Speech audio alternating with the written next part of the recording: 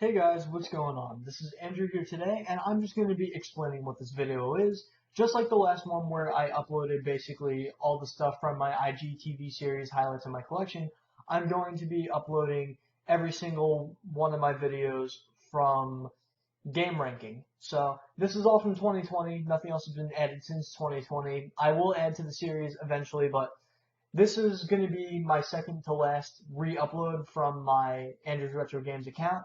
I have one more video coming after this one, and that one should be out either today or tomorrow. So, thank you guys. Hey guys, what's going on? So today we're going to be ranking the Guitar Hero games from the best down to the worst. I would normally go worst to best, but I feel like it adds a little more drama to the effect by talking about what happens last. Now, this is a franchise that I probably know most compared to the other franchises that I've played, considering this has played a key in my life, developing to who I am today. This game has done a lot for me. It's turned me into the gamer that I am today. It's gotten me into guitar. It's gotten me to be a lot more social because I met a lot of people through the community. I can make a whole video talking about what Guitar Hero has done for me that has helped shape who I am today in another video, but today we're going to talk about the games. So, I'm not including Guitar Hero Live in this list because, for obvious reasons, it's a different game. It is Guitar Hero, but it doesn't have the same button layout. It's just not the same game, so we're not going to talk about it. So, the first game I'm going to consider the best on my list. A lot of people consider 3 the best, but I'm going to have to consider Guitar Hero Warriors Rock the best game they made. So, the reason why I think this is one of the best games made, if not the best game, is because of the fact that it's got a really good set list. The set list has a good variety. You got a lot of metal on there, and then a lot of classic rock tunes on there. The engine itself is pretty nice. The only complaint I have to say is probably the strumming engine. That tends to be a pain doing on it. Now, I prefer the Xbox 360 copy over this because there's a lot more GH Tunes customs on there. The engine tends to be a lot better, and I personally like the Explorer better than the Wiitar in many ways. Now, this is a great game. You know, it's another really good thing about it is a lot of the DLC carries over to this game from the other games, and you can actually import some of the set lists from the other games onto here. So it's a pretty awesome deal. It's a pretty great game. You know, I love it a lot. There's not much complaints I have about this game. It's very good in my opinion. Alright, so I just mentioned this game a second ago. Guitar Hero 3 is one of my favorites as well. This is my second favorite game. Now, this is a great game in many ways, as it was pretty much the game that put the Guitar Hero pretty much on the globe. Now, it was known before on the PS2, and up until this game, it was a PS2 exclusive, except for, you know, Guitar Hero 2, obviously. But this was the first game that came out on pretty much every platform. It came out on PS2, Xbox 360, PS3, and Wii, PC, and Mac.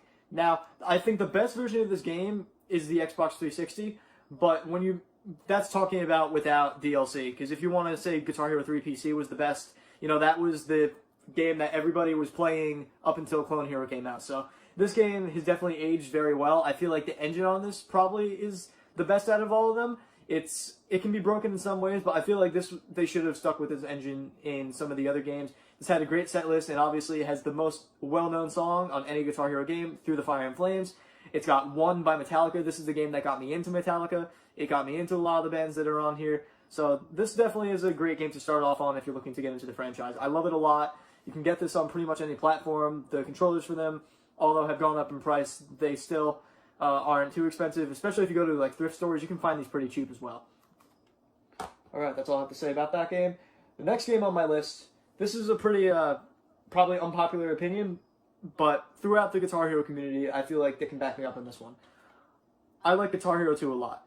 Now, the thing with this game is that the engine is kind of crappy. There's a strum limit in the game, so there's actually a song in the game that is unFCable, theoretically, called Trogdor, because it exceeds the strum limit, but you can get around it by playing on the PAL version rather than the NTSC version, by either using Swap Magic or simply just living in the region, or having the console with the region that would be able to do that strum limit. Now, this has got a great set list of songs. It's also got a very big variety. It's got a big amount of songs.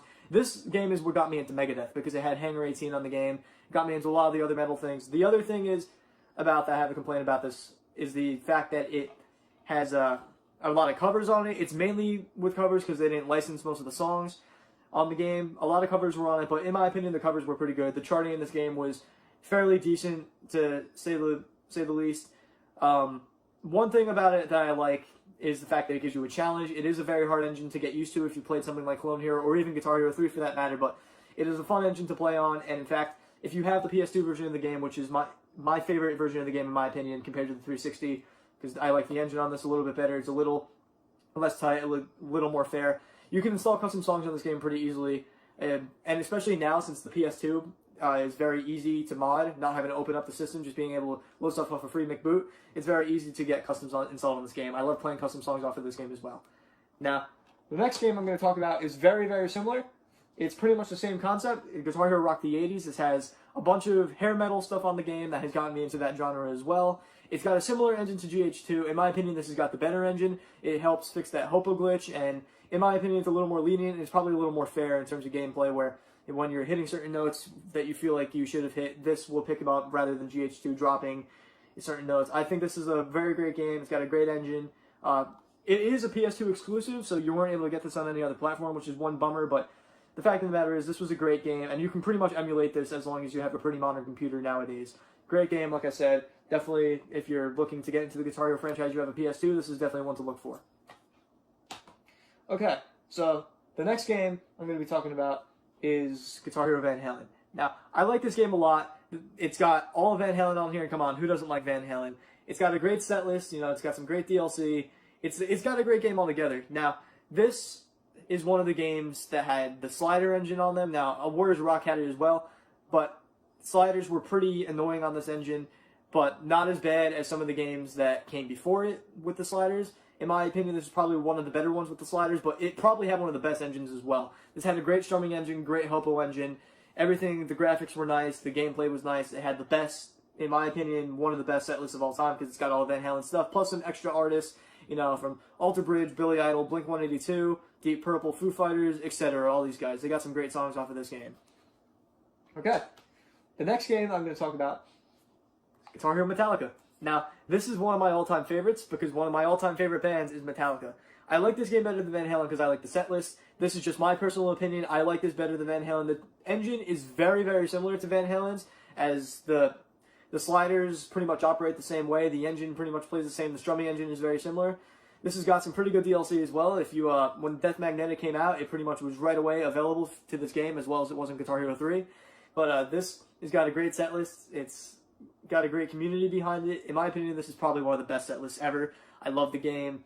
You know, I prefer the 360 version. As always, I just took the Wii version to show in terms of pure laziness from wanting to pick stuff off my shelf. But this is a great game, and not only does it show a lot of, you know, Metallica, it's also got some other artists on here that definitely influenced Metallica or came after Metallica or are very much related. You know, you got bands like Motorhead on here, which clearly influenced them. You got Merciful Fate. You know, you got some Slayer on here, Suicidal Tendencies, System of a Down. So this is a great metal set list. I think this is one of the best Guitar Hero games to get you into metal because this is the game that got me into it. Alright. Next game off the list that I like a lot as well is Guitar Hero Smash Hits. This one is pretty much further down on my list because it includes songs that were already on previous games, like I said before, but the engine is pretty good itself. I believe the Hopo's engine is pretty well. The only problem is I believe that the strumming engine isn't the best. I prefer the other game's strumming engines over this, but this is better than Warriors Rock strumming engine as well. I believe that the engine itself is pretty good. I'm saying, new drinking game. Every time I say engine, take a shot. But this has got a great set list, obviously, because it's taken off some of the best from the games. I don't remember exactly what games this takes off of. I'm pretty sure it takes off of 1, 2, 80s, and 3. I could be missing other ones. It might also be taken off of Aerosmith, if I remember correctly. Yeah, I believe it takes off of Aerosmith as well. I'm pretty sure that's all of them. I don't think it takes any of the others, but this is a great game to play if you want just a compilation of some of the best songs.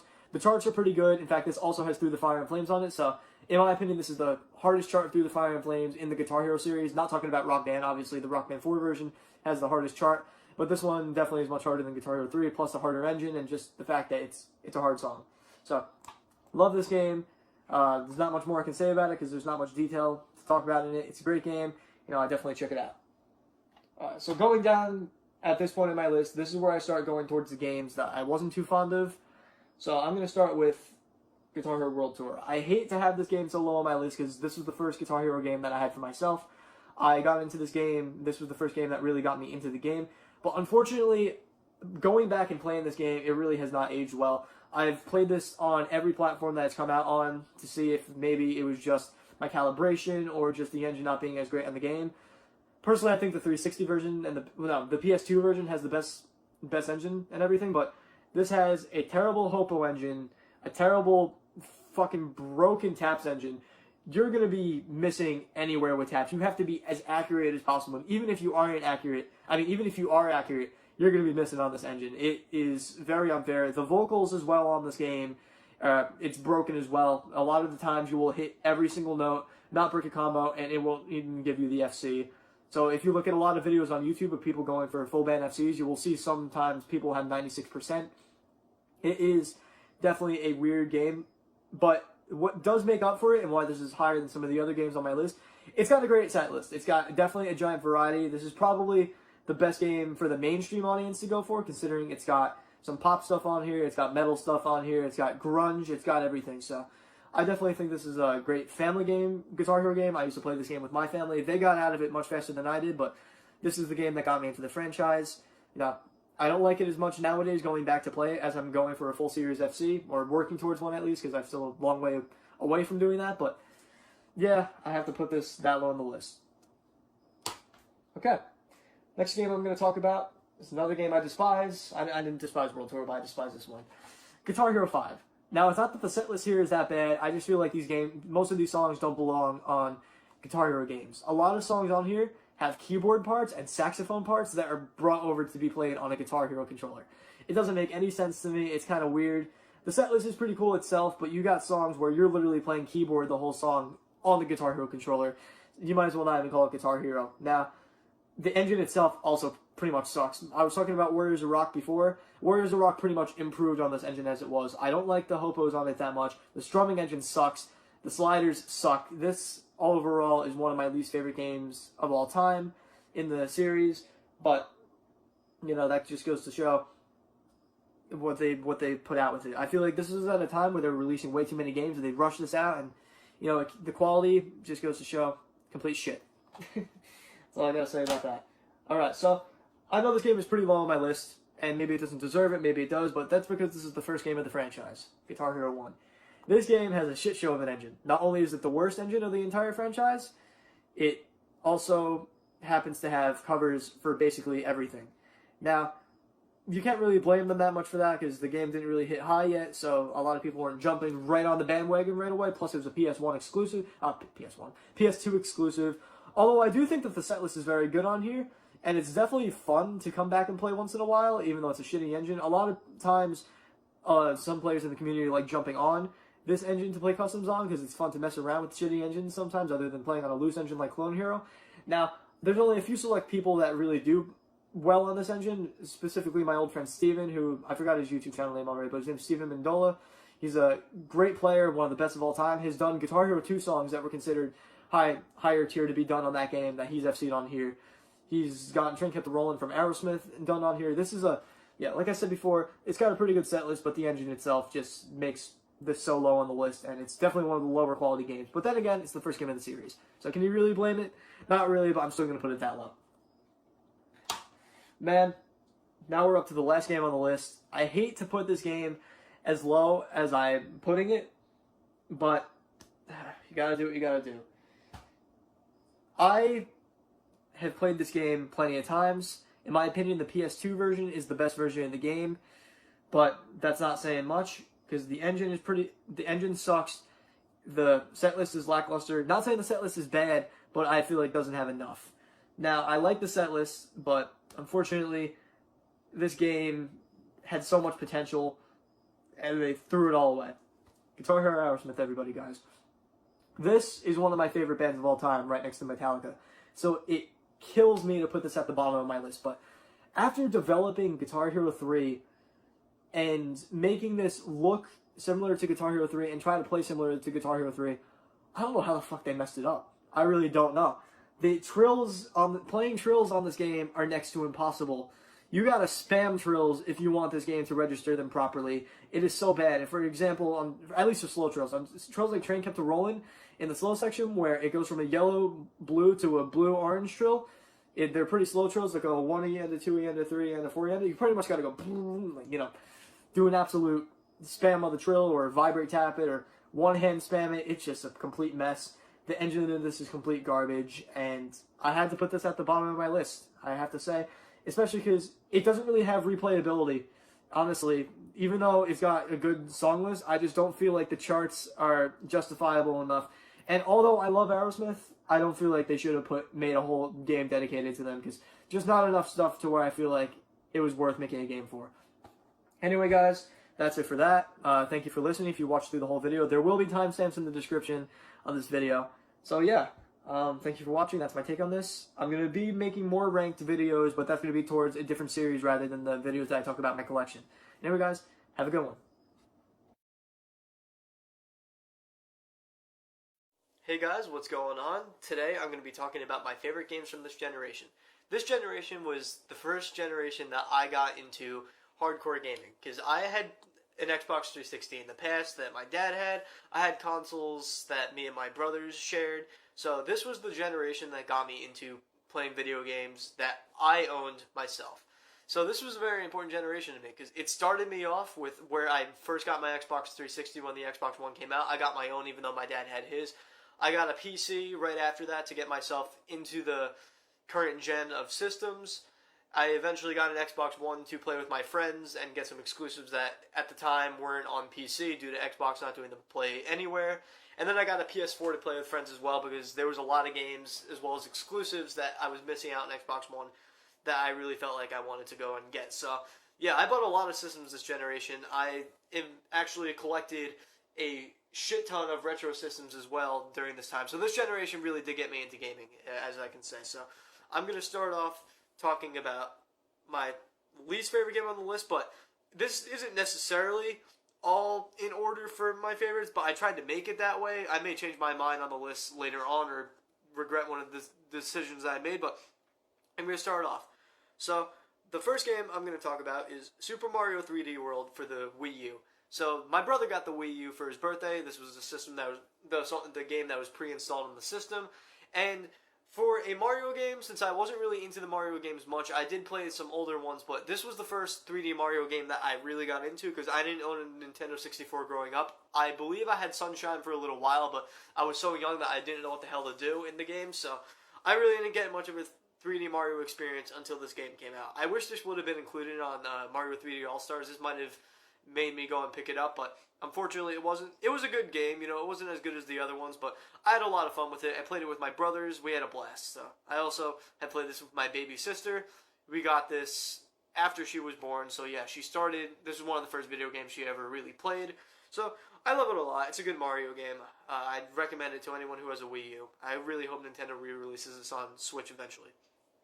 Next game I'm going to talk about is Rock Band 4. So I have been into Guitar Hero for a very long time. Ever since I was in the 5th grade, I am now in my 2nd year of college.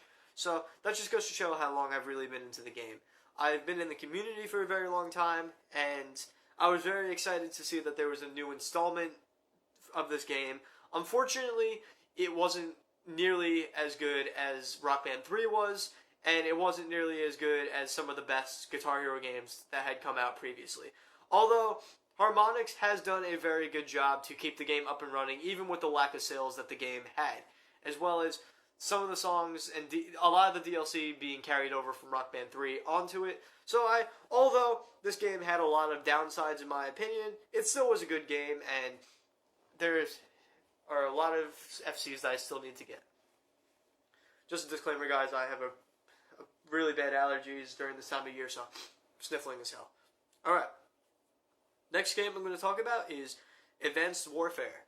So, a lot of people loved this game when it came out, but after BO3 and Infinite Warfare came out, they decided to shit on it later on. And I don't agree with that, because although, you know, everybody was getting futuristic for a little while and it was turning a lot of fans off, this was definitely an incredible version of the futuristic kind of games. I really wish this game didn't get shit on later on, because I had a lot of fun with it when I did. I know Exo Zombies had mixed reviews. I had a lot of fun with it.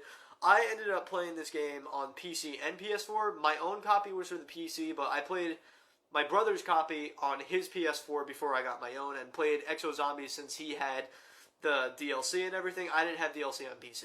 But this was a whole A lot of fun. I loved it a lot. Plus the campaign, I feel like, was really well made. It was one of the first games that made me think, holy shit, these graphics are awesome. I really felt like I was in like a current movie or something. It was really cool. I loved it a lot. Alright. Surprisingly, a lot of people might find this one a little controversial that I put over Advanced Warfare. I loved Infinite Warfare. A lot of people will say differently about the game, considering that it was the third game in a row that came out futuristic, and everyone just wanted to go back to the roots of the classic games. Of course, they included Modern Warfare Remastered if you got the Legacy Edition, which I also included here. It was awesome replaying through that game. I had only probably beaten Modern Warfare 1 about a month before this game had come out, so I pretty much played the games back to back. It was definitely a fun one to have played. I don't remember much of it. I would maybe go and play it again if I could. But Infinite Warfare, although the multiplayer wasn't as good as a lot of people wanted it to be, I did like the zombies, I have to say, and I really loved the campaign. This is one of the best Call of Duty campaigns I have honestly ever played. It was definitely much better than Black Ops 3's, and it was definitely much better than some of the other campaigns that came out. In my opinion, it was even better than Advanced Warfare's campaign, but that's the only reason I put it above Advanced Warfare. I loved it a lot. I loved the campaign. It really just was one of my favorites, and including Modern Warfare Remastered, that just has to put that game up there for me. Alright, next game I'm going to talk about is Black Ops 3. I've talked about 3 Call of Duties in a row. Yeah, Black Ops 3 was a great game for me. Although I didn't like the campaign very much, I did end up beating it on Xbox One. I tried going to beat it again when I got my PS4, because when I bought my PS4, I bought the Black Ops 3 Edition model.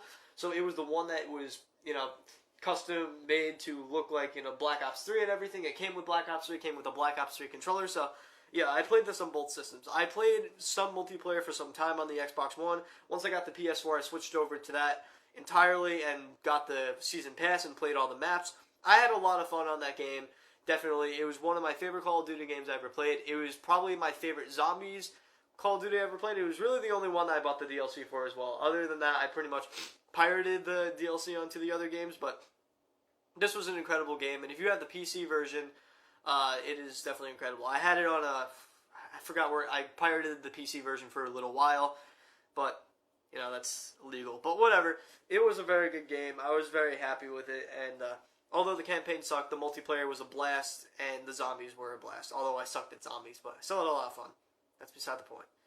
Alright, so the next game I'm going to talk about is Titanfall 2. So, this one was an incredible game. It didn't get nearly as much attention. It doesn't get much attention nowadays, but when it came out pretty good. Titanfall originally was an Xbox One exclusive. It also came out on the 360, but it was an Xbox console exclusive. I believe it came out on PC as well. I really don't remember, but Titanfall 2 was an incredible step up from that game. A lot of people weren't a big fan of Titanfall 1, myself included. I wasn't a big fan of it, but Titanfall 2 had a really, really good campaign. The multiplayer was a ton of fun, and honestly, this is one of my favorite games I ever played. I played it on the PC, and it honestly just blew me away. It was very optimized too. I was able to play it at 4K with, I believe, high settings, and I was able to get 60 FPS on a GTX 1070. So yeah, this game was able to run pretty well on all sorts of hardware, and the graphics were incredible as well. Alright, next game I'm going to talk about is Mario Odyssey for the Switch. So, I love the hell out of this game, guys. Like I said before, 3D World was my first Mario game that I played that was a 3D Mario game. I might have played 64. No, I played 64 after that. Yeah, definitely. But Mario Odyssey was a hell of a lot of fun for me. As soon as I saw the trailer for it, when Nintendo announced the Switch and everything, it was literally the reason that I wanted to get a Switch. Obviously, I got Breath of the Wild with the Switch when it first came out, but Mario Odyssey was the reason that I bought the system, just looking at how good the game looked and how cool it looked. And I had a lot of fun with it. I actually got up to the last Bowser boss, but I never ended up beating it, and I just got too lazy to go back to it. I might eventually go back to it and finally finish it off, but for now, I'll just stick with playing some other games that I'm trying to beat. Okay. I keep saying the next game in a weird way. Alright, so a game after that, honestly, the one I'm going to talk about now got a lot of controversy as well. I loved Saints Row 4. A lot of people didn't. They felt like it was just a weird version of the Saints Row games. They felt like that was the downfall of the series, and honestly it was, but that doesn't mean I didn't love it. So, I'm not talking about Saints Row 4. I'm talking about the expansion to Saints Row 4 that was Gat Out of Hell. Saints Row 4 had a lot of cool power-ups in there, but honestly, Get Out of the Hell was a lot more fun for me. I liked more of Johnny's power-ups that you were able to do, how you were able to play with him as him, get these amazing weapons, fight Satan. Honestly, this game was one of my favorite games ever. I love Saints Row. I did rack up a few decent hours on this game. I would play free play all the time after I was done with the campaign, and I'm pretty sure I 100% completed it. I can't remember if I did, but I'm almost positive I did. This game was a hell of a lot of fun for me, and I would definitely play it again. I played it on the PC and the PS4. That's how much I loved it. Okay, next game, Life is Strange for the Xbox One. I fell in love with the series when my friend introduced it to me. Unfortunately, I didn't play the other games. I didn't really like Life is Strange 2. I feel like they went all political, and it just really, to me, seemed like they were just trying to push politics in your face. I'm not saying what side I agree on. I just believe when video games start trying to bring their political views into it to make a point, it's not the place. Just keep it out of my life. But Life is Strange 1 was incredible. I loved the character development between all the characters in the game, and it was one of my favorite story games. I know it wasn't really wasn't much of a gameplay game, but it was a very good movie-ish kind of game that I gotta say was one of my favorite story games of this generation.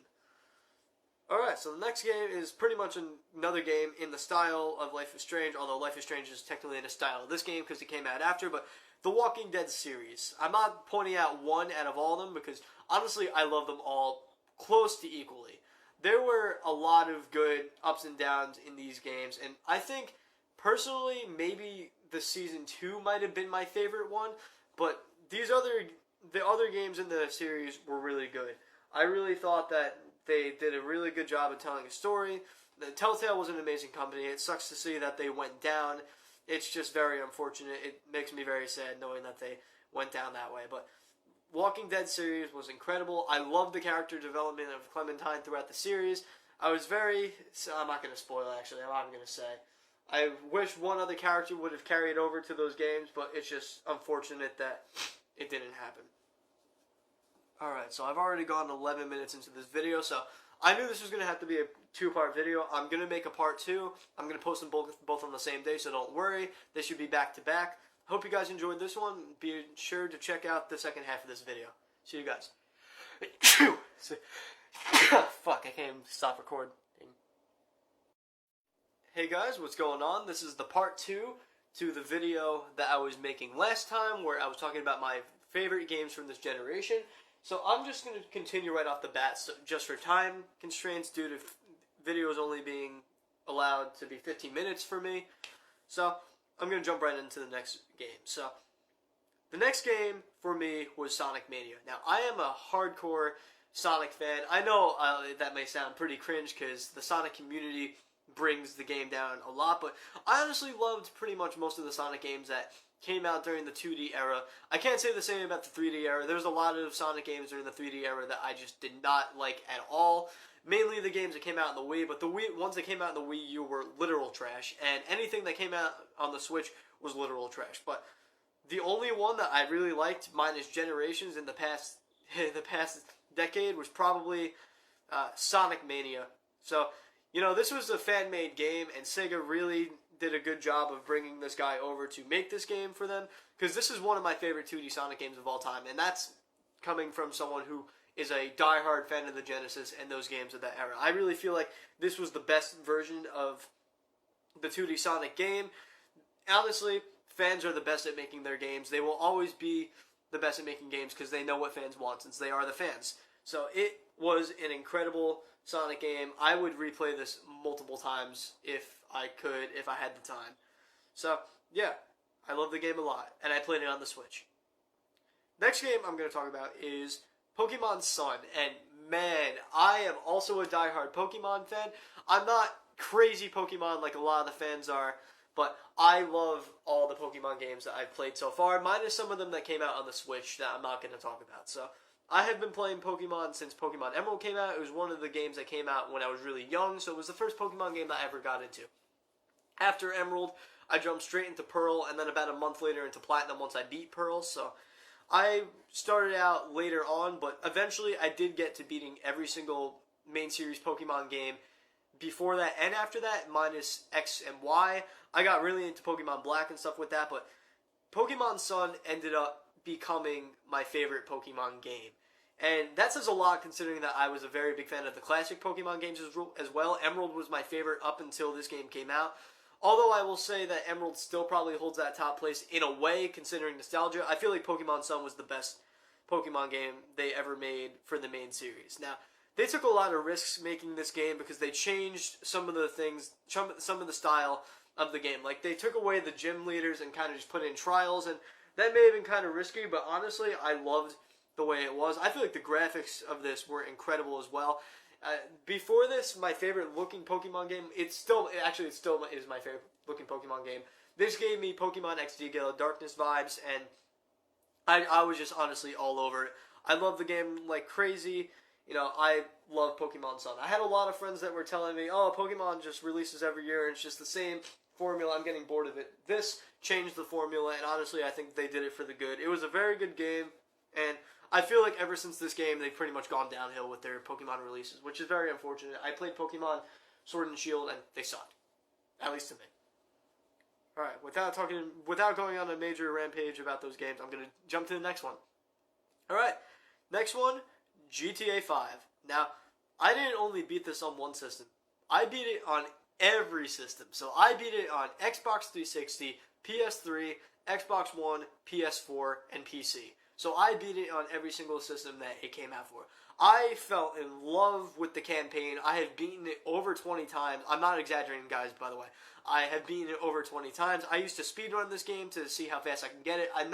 I didn't follow the formula that other speedrunners did. I kind of just did it to my ability without looking up cheats. And I believe I got a bit over 8 hours of beating the game. I love the hell out of this game. I played it so many times, and the online also is still getting supported to this day with new features getting added to it. I honestly think that is awesome because it's all free DLC, and that is incredible that Rockstar is still keeping this game up and running. I would, however, like to see them create a GTA 6. I am disappointed that they are re-releasing this on the Series X and the PS5, but I have to maintain my way of beating this on every system because I want to say I still did it. So when I get both systems, I will get the game for both systems, just because I want to say that I beat the game. Alright. Next one is a PS4 exclusive, and that one is Ratchet and Clank. Now, I didn't think I was really going to get into this type of game because I really hadn't gotten into a lot of the cartoonish kind of younger kids games at that much anymore. But this game gave me a very Lego-ish vibe. Considering Lego Star Wars was one of my favorite games growing up, this gave me that kind of feeling. I know it obviously was very, very different, but it gave me that kind of vibe when picking up, you know, those things like like in studs. They were called something else in Ratchet and Clank. I can't describe what it was, but this honestly was an incredible game. It was fast-paced. You can be slow-paced.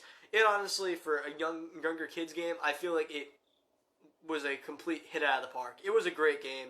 I would play it again if they remaster it, and I am looking forward to playing the new Ratchet and Clank installment once the PS5 is out and I get it. I'm not getting the PS5 right away. I will get it in the near future, but yeah, I will definitely love to play the reinstallment of the next installment in this game. I might be wrong about this. I believe I heard that it was also coming out on the PS4, but I could be wrong about that. So if it comes out on PS4, I will buy it and I will play it. Okay, so the next one is Breath of the Wild, and this was a Nintendo exclusive, obviously. It's Zelda. You know, it came out on the Wii U and the Switch on the same day because they promised Nintendo fans that they would get a new installment of Zelda on the Wii U, so they obviously had to put it on there, and I didn't play the Wii U version. I'm still playing the Switch version. I have been playing this game now on and off for about 4 years now. I've been playing this game on and off. I still haven't beaten it, and I feel so embarrassed to say that because I was stuck on it for so long. I was too lazy to look up tutorials on how to beat it, and I just never ended up doing it. I did get much further nowadays that I have tried it again, and hopefully I will beat this game again soon, but this honestly gave me Skyrim vibes. I wasn't into the Zelda franchise before this game, so this was the first Zelda game that got me into the franchise, and I haven't played much of the other ones yet, but this one is one of my favorite games of this generation, and maybe of all time, honestly. It was an incredible game. It's still an incredible game to me. I can't wait for them to release Hyrule Warriors, that new Hyrule Warriors game they're coming out with. This game was incredible, and it's still incredible, and I recommend anybody that has a Switch to pick it up. It's still selling Switches to this day. That's how good the game was. All right, next game is an extremely, when I say extremely, extremely underrated Xbox exclusive and PC exclusive game that came out, and that is Quantum Break. Now, I know a lot of people will say, oh, the gameplay is a little stale. You know, the shooting in the game, it kind of just feels off. It's not very balanced. It feels kind of weird, but honestly, I loved it, man. I loved the feeling of this game, and this was a game that I bought it, and I was just like blown the fuck away. It looked like a movie. Comparing this to Uncharted 4, honestly, I liked how this game looked better than that, and I loved Uncharted, by the way. But this game looked so good. The story was amazing. I wish they would have made a sequel to it, but unfortunately, Remedy and Microsoft kind of had a bit of problems, and eventually they kind of broke the partnership, and then Remedy started, releasing multi-plat games. So I really want to see a second Quantum Break. I would love to see it, but honestly, I'm okay with the fact that this game was on its own. I loved it a lot, and even if they don't release a game, I am still happy that I got to experience this. Wow, time is going by fast. Alright, so the next game I'm going to talk about is the Halo series. So, I played Halo growing up, on the original Xbox, on the Xbox 360. I didn't play a ton of the multiplayer, but I did play parts of the campaign. I played parts of Halo 1 and 2 with my dad with the campaign, as well as multiplayer with some of my friends, but couch multiplayer, not online multiplayer, because I didn't have Xbox Live at the time.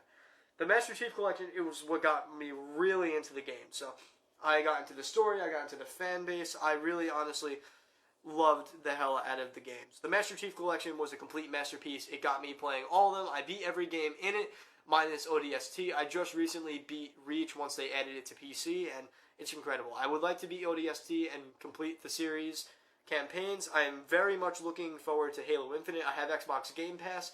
I would like to also get a physical copy of the game, though, just because I want to have a physical copy of every Halo game. So, I love the Halo series. It was incredible. I'm happy that I got to experience it on the Xbox One, and as well as on the PC, which I experienced Reach on. Okay, next game, third to last game. So, this is my top 3 now of this generation. And although some games in this didn't necessarily come out the generation, they're still compilations. So the next 2 games I'm going to talk about are series, and then one big game that was my favorite of the generation. So my number 3 was the Gears of War series. I loved this series, man. I know that this... Oh my god, Siri just thought that I said her name. So I loved the hell out of these games a lot. So I didn't play these games on the 360 because I didn't really play M-rated games when I had the system, and my dad did not have the games. So when I got the Xbox One, I, for Christmas, eventually got Gears of War Ultimate Edition. And with Ultimate Edition, it came with all the classic Gears of War games. So after playing Ultimate Edition, I played every single game. I actually started Gears of War 1 first after I beat Ultimate Edition. I didn't even jump to Gears of War 2. I beat Gears of War 1 first. So after Ultimate Edition, I went back and replayed 1, and then I played 2, and then 3, and then Judgment, and then I got 4 for the Xbox One, and then I did a little hybrid thing of Gears of War 5 between when I played it with xCloud, when I played that for a little while, when I played it on the PC, and then I finished it off on Xbox One last night.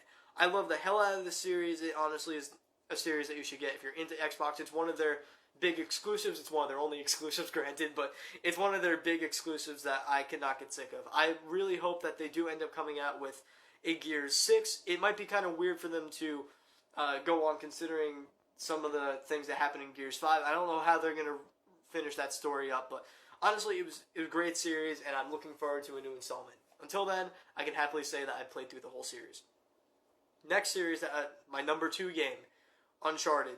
The Uncharted series was absolutely incredible. So I didn't own any PlayStation consoles before the PS4, minus when I got a PS2 the same day that I got my PS4. I got a PS2 Slim to play Guitar Hero games and all that, so that doesn't really count. But I got the Uncharted series. You know, I got the Nathan Drake collection, which was my first entry into it. Actually, wait, was it my first entry into it? No, it wasn't. My first entry into the series actually was Golden Abyss, so I can actually add Golden Abyss to this list. Golden Abyss was the first game that I played in the Uncharted series. Very soon after getting Golden Abyss, I got the Nathan Drake collection, which I played all the way through in probably a span of a month. It was an incredible set of games for me, and I loved the hell out of it, man. It was a good set of games. I really do not regret playing them at all. It was insane. You know, each game was incredible. If I had to rank them, I'd have to go between... I'd have to say Uncharted 4, Uncharted 2, Uncharted 3, Uncharted Lost Legacy, Golden Abyss, then 1. So I loved every single one of the games. I beat the entire franchise, and, you know, it was incredible to me. So, yeah. Okay, now my last big game, I played this on PC and Switch. I beat it on PC first, eventually got the Switch port when it came out later that year. Doom 2016. I liked this game better than Doom Eternal. This game, honestly, was absolutely fucking insane. After getting into Doom 64, seeing that they were in the works of a new Doom, I had to get this game day one. So I did. I didn't beat it day one. In fact, I didn't beat it until Christmas of that year that it came out. But it was an incredible game. It is my favorite game of all time. Other than just this generation, it's my favorite game of all time. It honestly had amazing graphics, amazing gameplay, amazing graphic settings for you to make the best experience possible. I kind of put mine on like a kind of pixelated 4K, so I had it in 4K, but it wasn't like native. It was like 80% 4K. So the game still looked incredible on my monitor, but I had things scaled down to where it was kind of like checkerboarding to make sure that the frame rate was going pretty well. So I had a hell of a lot of fun with this game. It was my favorite game of the series. I love the snap map. Snap map's the multiplayer. I've replayed the campaign 4 times now. I beat it on Nightmare. It's the only shooter game that I've beaten on a high difficulty. So I can definitely say that. So anyway, guys, that is the end of my video. These were my favorite from the generation, and Doom was my favorite of all time. So I hope you guys liked the videos that I talked about. I may go more into depth with some of these games later on when I talk about more ranking stuff, but until then, this is it. Thank you guys for watching this video. I will see you on the next one, and I hope next generation brings as much good games as this one did, and if not, more. I'm very excited for next generation. I will be getting the Xbox Series X as soon as it comes out, and I will be buying a PS5 later on to experience those exclusives when more of them are out. Thank you guys once again. And thank you, by the way, for all the support in RG Games as well. Hey guys, what's going on? This is Andrew here today, and I'm going to be talking about my favorite consoles from my least favorite all the way to my favorite. Now, on these consoles, I'm not necessarily talking about the functionality of them. I'm really only focusing on the games. If I was talking about functionality, the Xbox One would probably be at the top of my list due to the fact that it's backwards compatible with all generations of Xbox, and a lot of my favorite games were from those generations. So just putting that out there, that's where my favorite console would be there. But I'm basing this solely on the games that came out on the platform, not the games that you can play backwards compatible on the platform or software like the operating system and all that stuff or anything of that nature. I'm just focusing on games today. So I just wanted to put that forward before I started. So without further ado, I'm going to go for my least favorite. So I have 21 different video game consoles, counting handhelds as well. So my phone likes to fall. So I'm going to start with number 21. That one's going to have to go to the 3DS. I hate to put this all the way at the bottom of my list, but honestly, I didn't really get much out of the system. I know there were a lot of hardcore 3DS fans out there that loved a lot of the games that came to the system, and I will agree that there were some hard hitter games that came to the system, but unfortunately, most of the games for the system really weren't for me. There were some pretty stellar Mario titles on it, but I honestly preferred the console versions and barely ever played the handheld versions. The only reason I really had a 3DS was really just to play the mainstream Pokemon games. Those were my favorite on the series. I didn't even get Smash for the system, because even then I'm not a huge Smash fan as it is. So the 3DS didn't really hold a major place for me. I've much preferred the DS, and in fact, most of my time playing the 3DS was me playing DS games on it, because at one point when I wanted to get a Vita, I sold my old 3DS, and then I sold a DSi and a DSi XL, and then when Christmas came around that year, I regretted selling the 3DS because I wanted to get the new Pokemon, so I eventually got that later on. But yeah, unfortunately, the 3DS didn't really hold a crazy place in my heart. That being said, I'm going to go to the next console. That's the Nintendo 64. Now, this console has a great amount of games, but unfortunately, I didn't really grow up playing most of these games, and honestly, I wasn't too fond of most of the games that did come out in the system. I do believe that these games are very great games, but most of them to this day, to me, do seem pretty dated, with the exception of some of them. Even my favorite game on the system, Doom 64, I can feel dated on the system. Playing it on the Nintendo 64, honestly, is the least best experience, in my opinion. Ever since they released that game on the Switch, and they released it on PC and all other platforms, I've been playing the hell out of that game. It was my favorite of the classic Doom series, but I just didn't like playing on the Nintendo 64.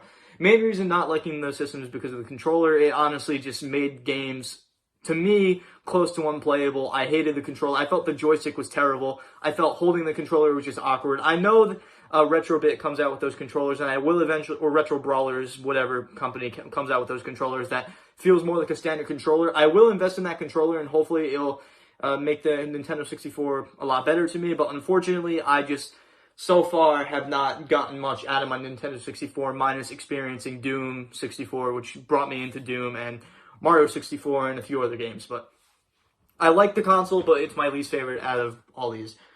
Also, to put this out there, I love all my consoles. I don't hate any of them. I love every single one that came out. I like some better than the other. So I'm just going to put that out there. Sorry, Nintendo 64 fans. I know some of you consider this the best console of all time. It's just my least favorite. The one right above this, at number 19, I want to put the Atari 2600. It's weird that I put this over the Nintendo 64, considering all the innovation, but I love basic games. I love the hell out of them. I will sometimes download them on my phone. I had played them on the computer at my schools in times, and the Atari 2600 is honestly just the best place for those classic games. I know there were other consoles like the Intellivision, the ColecoVision, all those consoles that came out that were around it, but I love the Atari. There are many games that I still play on the system to this day. There are many games that I emulate, many games that I can play on other systems, but it's always fun to look back at the Atari. As much as this is pretty low down on my list, that's only because the fact that my Atari has some issues. I got it from my grandpa. He had it in his attic for about 30 years probably, and when I got working on it, I was playing it just fine. Eventually the power switch broke off, and then the reset switch broke off, so every time I play the system I have to use a pencil. So I just really haven't played the system as much. That doesn't mean I don't like the system, I just don't nearly enjoy it as much as the others because I barely experienced it. Okay, the number 18, we'll have to go to the Wii U. There are a lot of Wii U fans out there. And to be fair, yes, Nintendo did release a lot of exclusives during this time, but unfortunately, they didn't have much third-party support. So if they weren't releasing those first-party games, you wouldn't really have any quality on the system. I feel like this was a complete gimmick of a system. They sold it based on how the Wii did, because the Wii was a complete gimmick that millions of people bought, but then eventually it would just collect dust because they got over the motion control shit and just wanted to get good games. So unfortunately, the Wii U was not a great system for me. I do enjoy playing certain games on the system. I don't hate it. I don't dislike it. It's a system that I do enjoy playing once in a while. I do believe that the definitive Xbox 360 and PS3 games that came out on those systems, that also came out on the Wii U, I believe the Wii U has the definitive ports of those games, minus some games like BO2, which are much more CPU intensive, and the Wii U CPU is just garbage. So I do like some of the games on there. Mario Maker is a great game. Breath of the Wild came out on the Wii U. I played it on the Switch, so I didn't experience that. They did have some good HD remakes, some pretty solid Mario titles, but unfortunately, I just didn't get so crazy into the Wii U phase as a lot of Nintendo diehard fans did. Not saying it's a bad system. I will not go anywhere near saying that. I just feel like it was the wrong system at the wrong time. If they would have released this as the Wii, it probably would have done a whole lot better.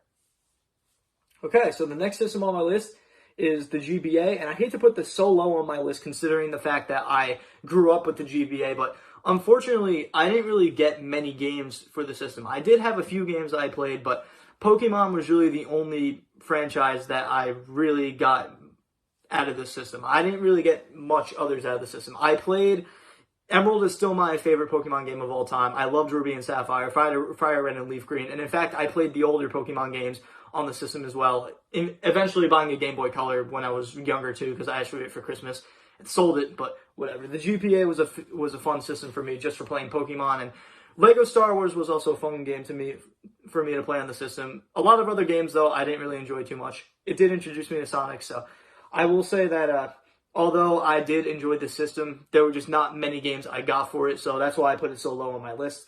The games that I did play on it though, had a hell of a time on it.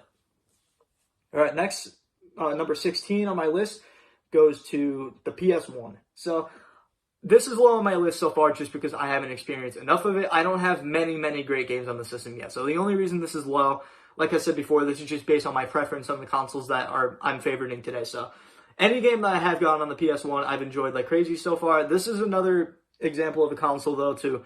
There's a lot of games on the system that I can't play for long periods of time because it's that era where 3D games were very new and unoptimized and just did not age well in the course of time. Just like the Nintendo 64, and the same will go for the Saturn, which I'll talk about soon after this one. But games on the PS1, I love a lot. You know, any type of game that came out on the system, I feel like is an instant classic, and it laid the groundwork for what Sony was going to do next with their systems that came after. So, as much as I love the PS1, I have not experienced it enough yet. I would love to get more into it. Plus, the PS1 I got scratches my discs, so I unfortunately had to revert to playing most of these games on my PS2, which in my opinion is probably the best option to do, but PS1 is probably, as a collector for me, the best way to play PS1 games. I also play them on my PS3, but the PS1's a PS1, and I'm a collector, so I like playing it on the original systems some of the time.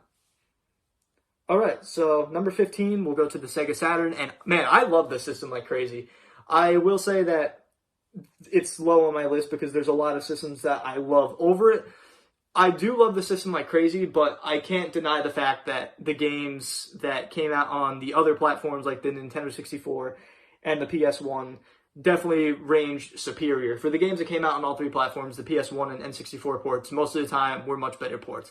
I do believe that the 2D platformers on this system were incredible. Any 2D game that came out on here was incredible. And in fact, a lot of 3D games that came out in the system performed very well as well. I know the Saturn had a bad reputation for not being able to run 3D games well, but when a developer went and jumped into the Sega Saturn and really took advantage of the hardware, those games came out pretty good. I know Quake was a different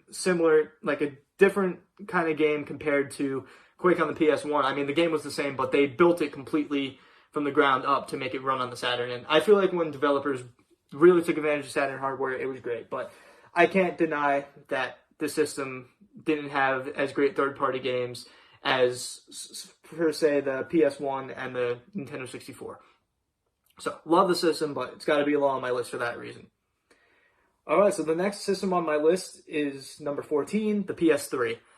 So, I consider this pretty much on par with the Xbox 360 in many aspects. But the thing is, I got this much after the Xbox 360.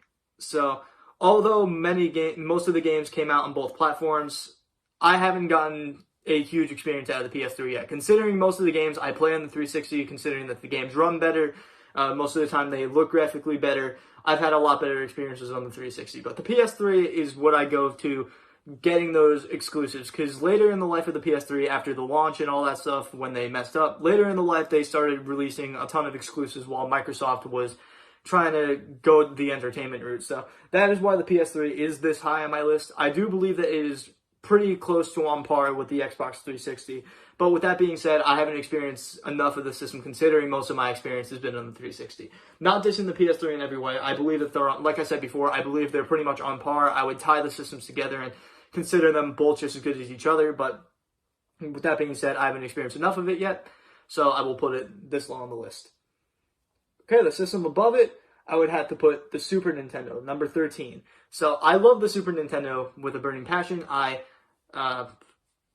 had the system when I was much younger, eventually sold it for some weird reason just to get some money for newer games. But from what I played from when I was younger, I didn't play many games. I had like Super Mario World 1 and 2, the Yoshi one. I don't know if I had Mortal Kombat on it in the past. I have a vague memory of playing it, but I just don't remember if I played it on the Super Nintendo. But yeah, I don't remember many games that I have for the system, but all I know is that getting it much later, playing these games, I love Donkey Kong Country. I've spent hours on that. Super Mario World, I've spent countless hours on that, and Super Mario 3D, not 3D All-Stars, fuck 3D All-Stars. Super Mario All-Stars, the best Mario All-Stars is on that system, and I love the hell out of it. So this is a system that I believe is superior to the Sega Genesis, but to me, I prefer the Sega Genesis for some weird reason. I like playing the games on the Genesis better than I like playing on the Super Nintendo, regardless of them playing better on the Super Nintendo. I believe it's the superior console, but I prefer the Sega Genesis for some weird reason. I don't know if it's just for the fact that it was my first system, but I love the Super Nintendo. It's a great system. I've had a lot of experience with it, and I put it at this part of my list for a reason. So right above the Super Nintendo, I actually have the original Nintendo Entertainment System. So this ties back into my childhood really far, because this was a system that my uncle gave us. So it was originally at my grandparents' house, and then it was my uncle's. They gave it to my dad. I let my brother have it since I had my own Xbox 360 at the time, and I figured it was only fair. He had his own console, so we gave him the NES. He honestly barely touched the system. We had some good games on it, like Duck Hunt, Punch Out, Mike Tyson's Punch Out, Mario Bros, and some plenty other games. Later down the line, I eventually started buying games for it, and I like the system over the Super Nintendo. I thought the 8-bit era of these games were incredible. Honestly, there were a lot of hit or misses, but I have much more memories with the NES for this reason. That's why I'm putting it over the Super Nintendo for that very reason. Not saying that I think the NES is better than the Super Nintendo, but just with experiences that I have, I would consider the NES my favorite over the Super Nintendo. Okay, so number 11 is going to be the Nintendo DS. So pretty similar to the GBA. I didn't get a crap ton of games for this system, but I did get a decent amount of games to where I would consider this up on this list, considering how much hours I put into playing games on the system. So I got a crap ton of Mario titles on the system. I got a crap ton of Pokemon games on the system. Mainly, most of my hours went into Pokemon. I played every single Pokemon game that came out on this system and beat them all. I had some Zelda games on the system. I had a lot of games that just came out on the system. When I see them at GameStop, if they look cool, I'd buy them. So I had a lot of fun. And also, Lego Star Wars on the system was great. This is one of my favorite systems of all time. It is a lot of fun.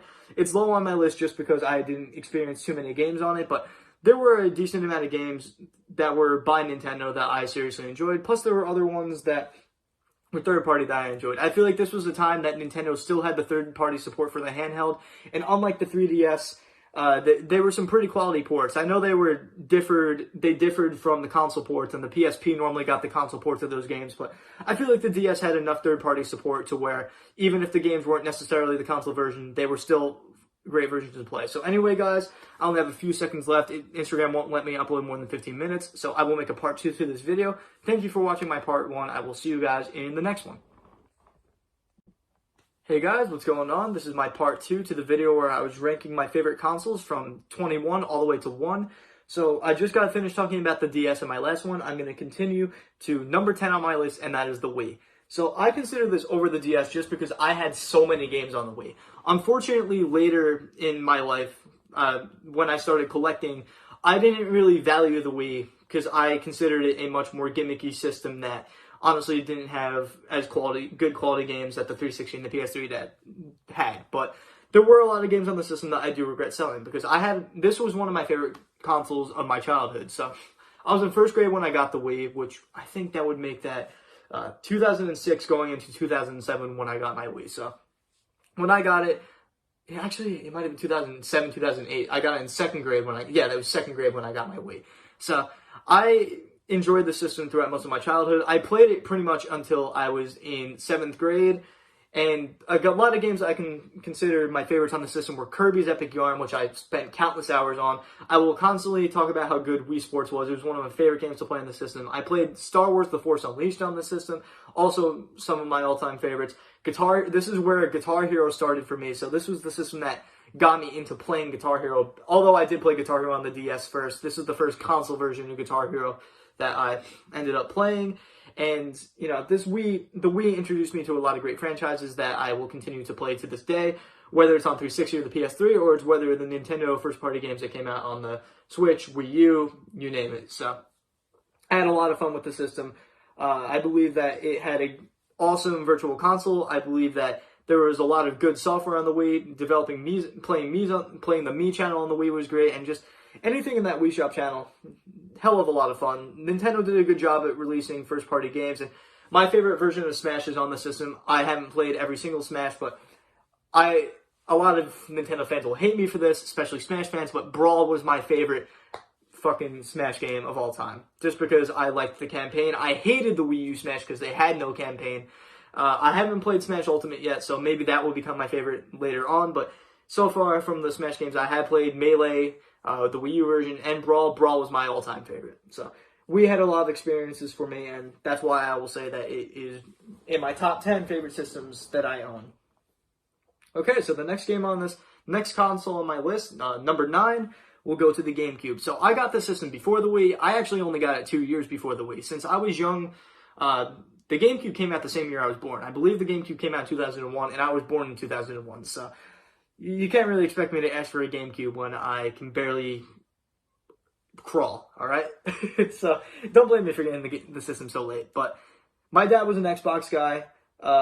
Eventually down the line, I didn't know that GameCube and Xbox had similar games to each other, and I didn't know the difference between exclusives. I just knew that my cousin had the GameCube, and I wanted it too. I had an older cousin that was 3 years older than me, and his brother was my age. So whenever the older cousin got stuff, the younger brother, who was my age, would see what he had and want it. And then I would go over to the house, he'd be playing it. Since I'd hang out with the younger cousins, since he was my age, I wanted whatever he had. So I got a GameCube. I had a lot of fun on the system, man. Pokemon XD Gale Darkness is probably my favorite game on the system, and probably one of my favorite Pokemon games of all time, right under Pokemon Emerald. It's an incredible game. It had an incredible story. And honestly, I think they changing up the gameplay style of Pokemon was a cool little thing just to experience a different kind of thing. It gave you a Pokemon Coliseum kind of vibe with the story. And honestly, I feel like it was one of the best things. And I experienced most of my third-party games on this as well. Considering my dad had an original Xbox, he didn't let me play the system when he wasn't in the room because he didn't want me scratching his discs. And looking at some of my Wii games, I see why he didn't want me to touch the system, because a lot of the games have scratches. I was young, my brothers were young when we had the system. We fucked up a lot of games, so I think it was a good decision that he didn't let us touch it, because most of his games are in incredible condition, and to this day, playing the original Xbox, I have good experiences because of the discs being in good condition. But I completely sidetracked. I had a lot, because of my dad not letting me play those games on his original Xbox, I eventually got the same games on my GameCube to play for myself. And one of my favorite games on the system was Lord of the Rings, The Two Towers, which I own on the Xbox, PS2, and the GameCube. So I have it on all 3 platforms. I love the game so much. As well as that, I got Return of the King. This was the system that really got me into playing video games. I also played Sonic Adventure and Sonic Adventure 2. So that introduced me to 3D Sonic, and honestly, those are really the only 2 good 3D Sonics, minus Generation. And in my opinion, Colors was a pretty decent game as well. But yeah, in my opinion, the GameCube I would place over the Wii just for the fact that this got me into gaming, and I got so many games on the system that I would still play to this day and not consider gimmicks for the most part. I feel like this was at a time where Nintendo still had a decent amount of third-party support on their side. So a lot of the games on this system I got to experience, and during this generation of the Xbox, PS2, Dreamcast, GameCube, I got to experience the Dreamcast a lot. So the GameCube a lot. So I will say this is high on my list for that very reason. Okay, so number 8 on my list would go to the PS Vita. So I haven't collected a crazy ton of games for the Vita, but the games that I did collect for the Vita became some of my favorite games of all time. So let's start with Uncharted Golden Abyss. I had a hell of a time playing that game, man. I got my Vita after selling my 3DS, my DSi, and my DSi XL, as I explained in the last video.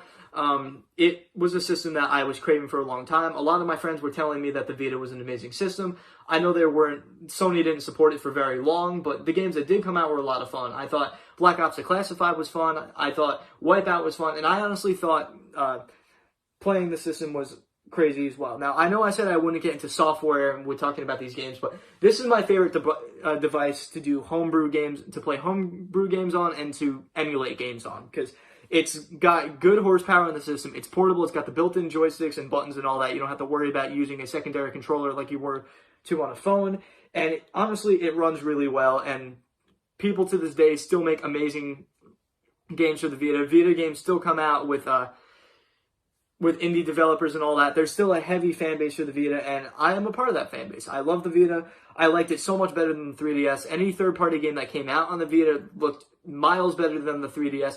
It honestly was a slightly weaker PS3, and it was portable. So this is like the Switch before the Switch, in my opinion, minus the docking capability. But if you wanted that, you can honestly just get a PS TV. So considering that in the PS Vita family, this is why I consider the Vita one of my favorites of all time.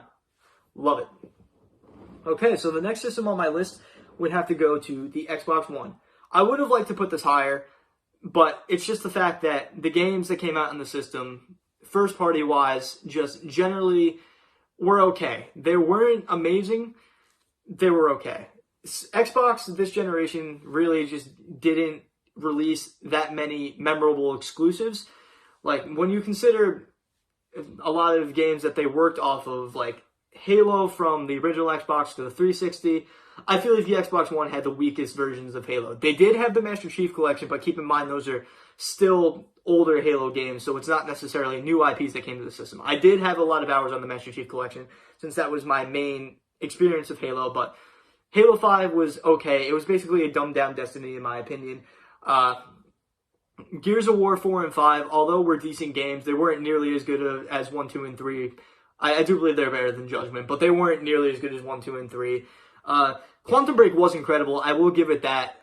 And considering that I played most of my third-party games on this generation, that's why I would consider this one of my favorite systems. I feel like it had a good interface, it had good chat, it had a good service that I was able to play with my friends online. I feel like this was probably the best service-based console that I had, and although the first-party games weren't good on it, that good on it, I should say, I will still consider it this high on my list, and I'm giving it the benefit of the doubt, considering that any original Xbox and Xbox 360 games that came out on this system that were available to play, they were mostly optimized, and they played better than the 360 and original Xbox versions. And this is the only console where I prefer to play the older versions on the system, just because they look better and they normally run better. I am very excited for the Xbox Series X.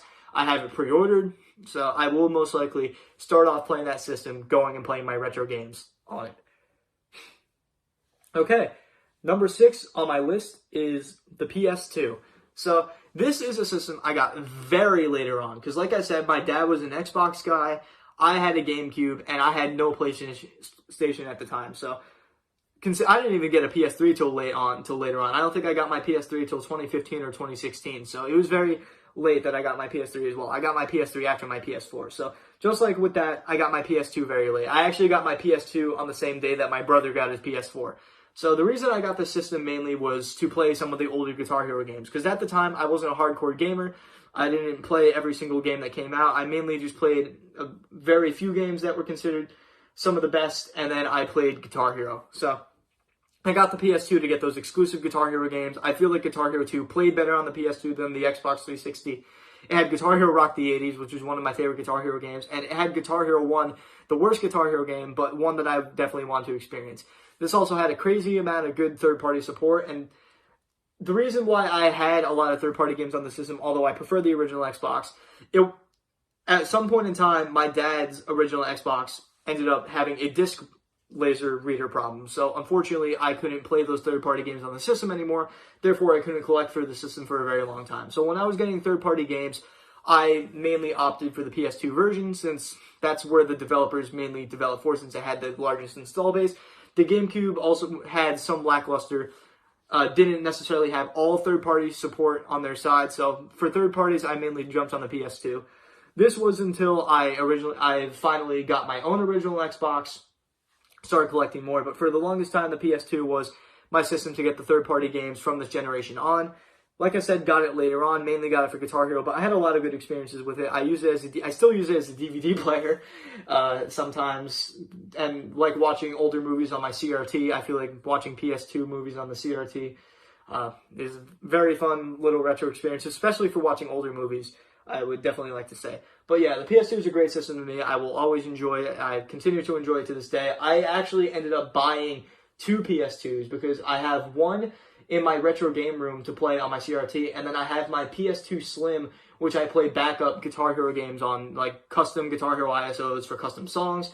I have that Slim PS2 in my room with my computer so I can record gameplay on that. I did the same with the 360, but I'll get into that soon. Number 5 on my list will have to go to the Sega Genesis. Oh man, I love this system like crazy, man. So I was collecting systems before this. I wasn't necessarily buying them on my own though.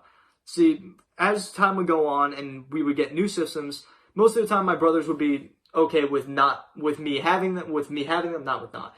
They'd be okay with me having them, considering they wouldn't even touch them. So I ended up moving those game systems into my room. The first game system that I ever bought for myself as a retro game collector was the Sega Genesis, and I continue to buy games for the system today. In my last video, I have explained that I do think the Super Nintendo is the superior console, but I prefer playing the Sega Genesis. I just like the controller better. I like how the games play better on the Genesis, although they did play better on the Super Nintendo. I am just a Genesis guy. I prefer playing them. I like the arcade style. I like the exclusives on the Genesis better than the Super Nintendo. I know that's crazy to think, but I love these arcade kind of games, and that's why I prefer the Saturn over the Nintendo 64 as well. But I love the Genesis like crazy. It's one of the systems that I have the most games for. I have a lot of experiences with them. I have every Sonic game that ever came out in the system. Great Sonic games, Streets of Rage, Golden Axe, Altered Beast, all those games that came out in the system, man, I still enjoy playing to this day, and it is one of my favorite systems of all time. In fact, it's in my top 5 favorite systems. So, without further ado, we jump to number 4, and we're going to talk about the Sega Dreamcast. So, I consider this over the Sega Genesis, not because I have had more experience with it, but every game that I have gotten on the system, I love the hell out of. This is when Sega was in a really bad place because they had screwed over consumers, constantly releasing add-ons for the Genesis with the CD and the 32X, releasing the Saturn, and then dropping support for the Saturn very fast as they were releasing the Dreamcast. So a lot of consumers in the beginning bought the Dreamcast, but once the PS2 was announced, the PS1 was one of the best-selling systems of all time at this point. It sold over 100 million units, so of course people were very excited and rather would have a PS2 than a Dreamcast. I prefer the Dreamcast over the PS2, not just for the games that came out in the system, but homebrew games that came out for the system later on. This console still has a dedicated fan base making games for the system, and you can still download clients to play these games online. This also was one of the first online systems to really take advantage of online multiplayer. So this console was ahead of its time, man. I enjoy playing a lot of games on it. I did play Sonic Adventure DX on GameCube and Sonic Adventure 2 Battle on GameCube, but eventually I jumped over and I played the Dreamcast ports more. Alright guys, so my last 3 consoles I'm going to talk about in the next video. I'm running out of time again. Thank you so much for watching this. I will see you all in the next one. Hey guys, what's going on? This is the last part of me ranking my consoles, and today we're going to be talking about my top 3 now, because we just talked about in the last video and the video before that from 21 all the way to number 4. So we are now down to my top 3 favorite consoles. So for number 3, I'm going to have to go with the original Xbox. So this was a system that my dad had first. So many great games he had with the system, but unfortunately I wasn't able to access every single one of them unless he was there in the room. I explained this in the last video. He didn't want me screwing up his discs. He didn't want me breaking the system. Ironically, the system actually ended up dying due to the disc reader just not working anymore. The system's not entirely dead. I can still technically mod the system if I wanted to, but I love the system so much that I eventually ended up buying my own. The Revolution was a retro game store that used to be open in Stony Brook, New York. They unfortunately closed down. They were a good retro game store. They sold me the original Xbox for $20 because they knew how much I loved the system. They were very kind to me. They were like, you know what? We know how much you love the system. We'll sell you it. So I got so many games on the system, guys. It's actually the system that I have the most games on out of my entire collection. I believe I have almost 70 games on the system. It may not sound like a lot to many hardcore collectors out there, but it means a lot to me. This is my favorite system to collect for. It honestly has so many good games that came out on it. All those original Star Wars games that came out were just absolutely incredible, with the exception of Star Wars Obi-Wan, but come on, I still enjoyed that game even with how shitty it was. Battlefront was on the system, Doom 3 was on the system, Halo was on the system, Jada's Empire was on the system. I can keep going on and on. The GTA series, Ninja Gaiden, Lego Star Wars, There were so many games on Fable, man. I can just keep going on for hours with how much I love this system. But I put it on number 3, considering that there are 2 more systems above this that I had more experiences with. But the original Xbox to this day is my favorite system to collect for.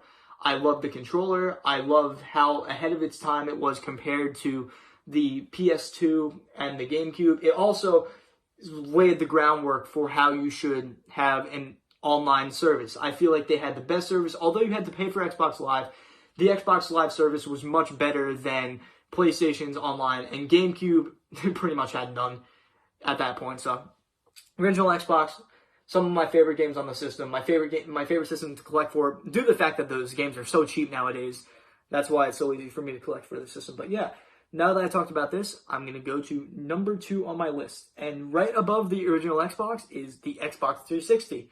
So there were an incredible amount of games on the system. And in my opinion, this generation of consoles was the best generation of consoles of all time. A lot of people will disagree with me, but this is where I feel like the shooters finally got their standard controls. Because when you played PS2 and original Xbox games, there were a lot of games that had different control schemes. Now, there were some games on the 360 that had different control schemes, but most of the time, the controls finally developed to be similar to other games.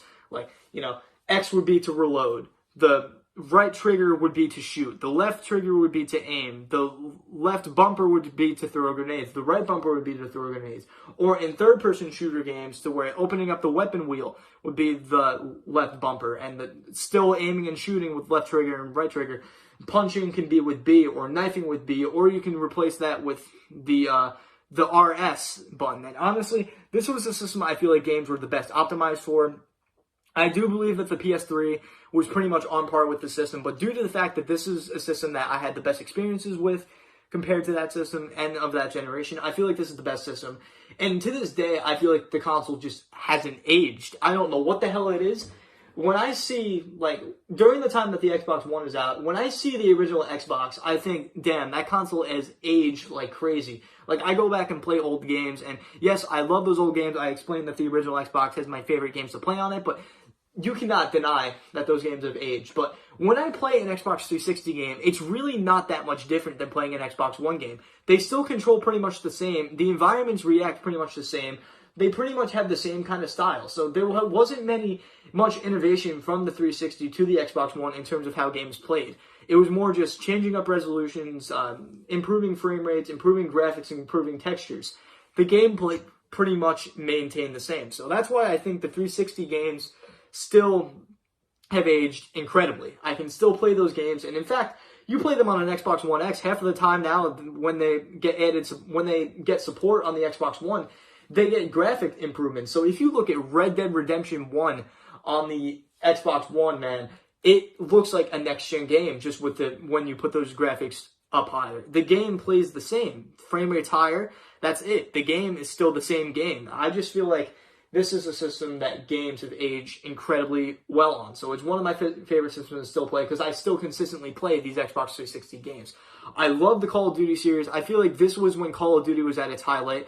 This is when GTA was at its highlight because GTA 5 came out, GTA 4 came out. They even re-released GTA San Andreas on the system. So this was the best system to play GTA on. This was the best system to play Call of Duty on. This was the best system for Saints Row because it had all the Saints Row games on it. This had the Red Dead Redemption games on it. This had support for original Xbox games.